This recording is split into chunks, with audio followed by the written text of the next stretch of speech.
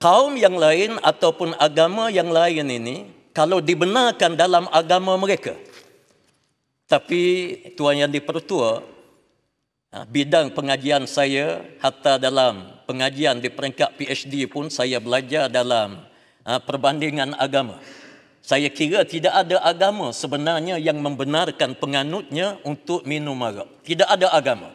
Agama Buddha, agama Hindu, agama-agama ini tidak membenarkan. Jadi saya rasa isu ini dia tidak jadi satu isu yang sensitif bagi agama lain daripada agama Islam. Pencerahan. Sebab yang itu satu kenyataan tidak tepat.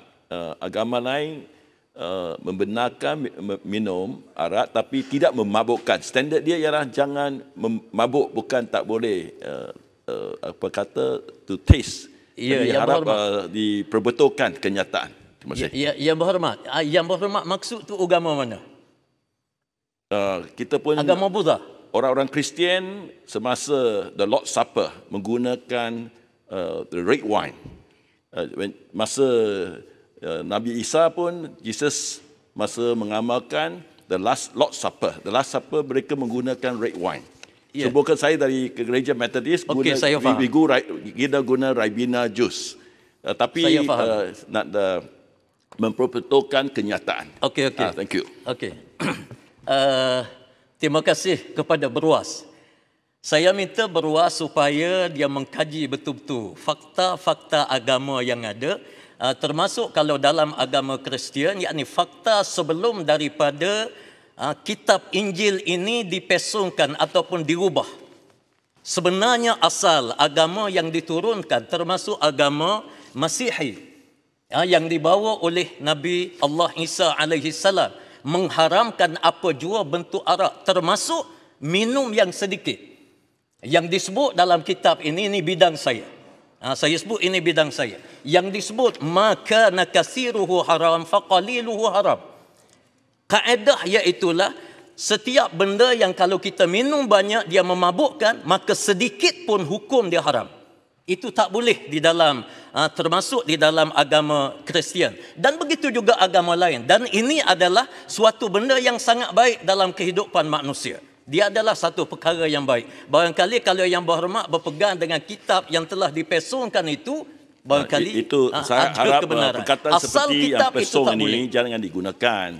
Marilah kita kalau nak tahu tentang agama Kristian, agama Buddha, tanyalah mereka yang beragama Kristian, beragama Buddha.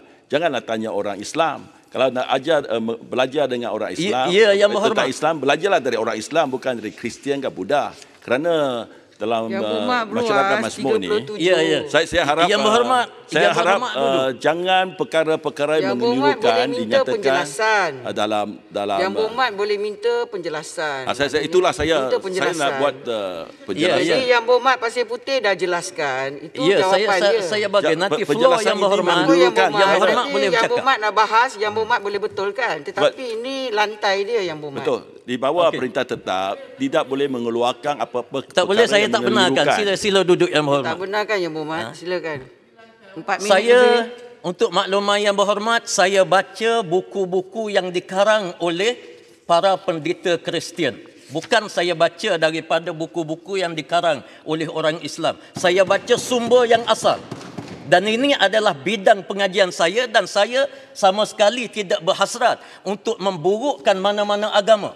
Kerana kalau ada agama yang membenarkan benda ini, bermakna mereka sendiri memburukkan agama mereka. Sebab arak ini adalah benda yang sangat tidak baik dalam kehidupan manusia. Dia boleh memabukkan, dia boleh macam-macam perkara boleh berlaku apabila berlakunya arak.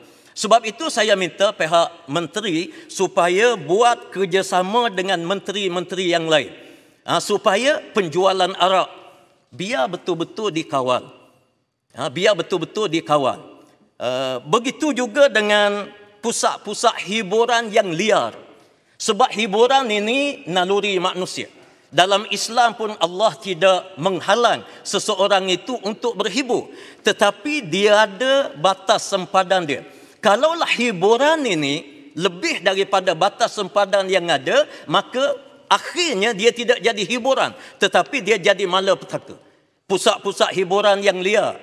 yang dihidangkan dengan arak yang berlebihan, yang diminum, akhir sekali berlaku macam-macam perkara, termasuk apabila mereka memandu, mereka pandu dalam keadaan yang memabukkan. Jadi saya sangat bersetuju sebagaimana yang disebut oleh rakan saya daripada Tanjung Karang. Pusat-pusat hiburan yang liar ini kita test dia punya kandungan alkohol di dalam tubuh manusia tu waktu keluar daripada pusat hiburan yang liar ini. Kalau kita nak test waktu aksiden ataupun lepas daripada aksiden pergi hospital apa semua sekali, kemudian baru nak test, saya rasa ini tidak menyelesaikan masalah. Kalau COVID kita boleh test setiap kedai dan seumpamanya kita boleh test, maka mengapa kandungan arak ataupun alkohol ini kita tak boleh test. Baik. Yang kedua iaitulah yang menyentuh masalah hukuman. Hukuman yang membabitkan pemandu yang mabuk ini saya tidak nak komen. Apabila disebut berapa tahun penjara, berapa puluh ribu yang didendakan, apa semua sekali, kerana pemandu mabuk ini jangan sekali-kali kita nak bela dia, tapi kita kena bela orang yang dizalimi. Iaitulah mangsa-mangsa yang dilanggar. Kenderaan-kenderaan yang dilanggar. Sepatutnya kita fokus begitu. Jadi sebab itu kita jangan bela orang yang mabuk.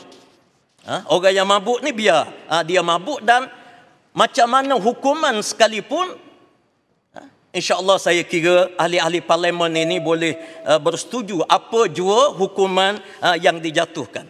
Dan yang terakhir yang saya nak sebut iaitulah yang ketiga, berkenaan dengan program-program susulan untuk kita mengelak daripada berlakunya orang yang minum lebih daripada kadar, dan orang Islam ini dia tidak dibenarkan, walaupun sedikit tak dibenarkan. Yang bukan Islam ataupun ada juga kadang-kadang yang beragama Islam tapi mereka tak pegang dengan agama mereka. Mereka masih mabuk, mereka ada, saya tidak nafikan, tapi jumlah mereka sangat sedikit.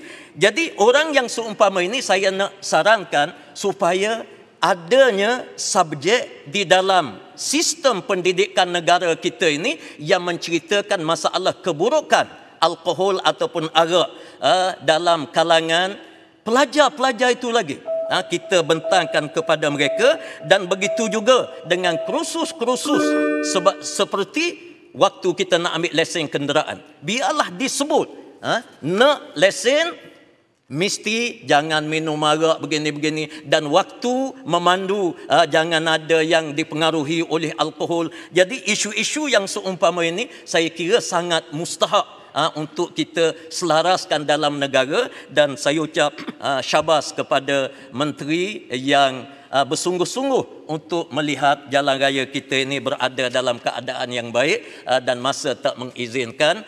Saya ucap terima kasih kepada Datuk Yang di-Pertua Dewan. Sekian, terima kasih.